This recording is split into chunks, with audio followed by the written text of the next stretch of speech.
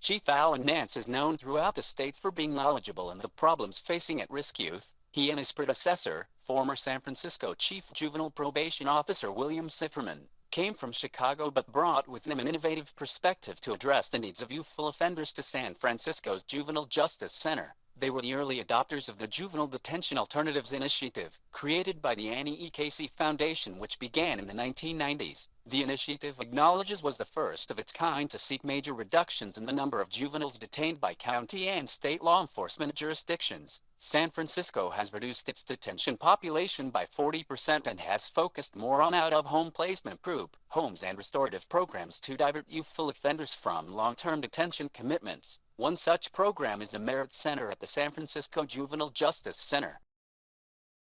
The youth that we work with in the juvenile justice system and their challenges should be responded to in ways that are designed to be helpful and to help those young people learn and to grow rather than to be punitive.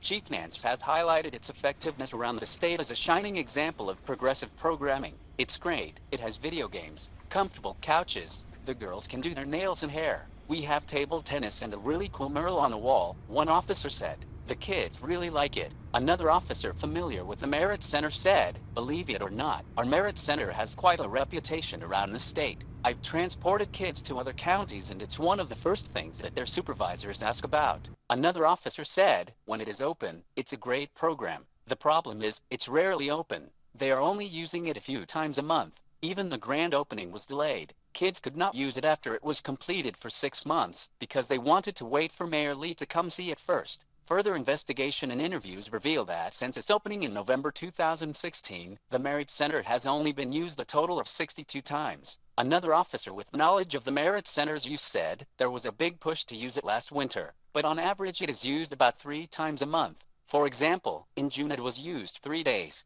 July it was used 2 days, and August it was used 3 times. And that's during the summer when you have more time. Another officer said, what I don't like is the kids pass it every day in the hallway on the way to school, but they rarely get to go inside. The director doesn't want to pay overtime to open it up regularly. If you want a program to run, you have to put the resources behind it. Bottom line is, they are only allowing kids to use the Merit Center 2 or 3 times per month, but Chief Nance is going around the state telling people what a great program it is. Can a program have a great impact that is only being used 3 times per month? Check the logs. Things like that make people believe that things like the Merit Center is more about building his reputation than helping kids. Another officer said, if it's such a great program, why not staff it? They've hired a policy analyst. They are always hiring POs. Why not hire a recreation director? We had a Merit Center going back to 1986 when the chief was Dennis Sweeney. We had a recreation director named Eugene Brown. The kids went to that Merit Center 5 days a week, every week. So instead of going just 60 times in 14 months, back then, those kids went to the Merit Center over 250 times per year. Nance has the whole state thinking he is some kind of great innovator. He's smooth and he talks a good game, but he doesn't put resources behind his programs. Fact is, we have had the Merit Center since 1986, 3 years before Alan Nance even became a probation officer. The officer continued,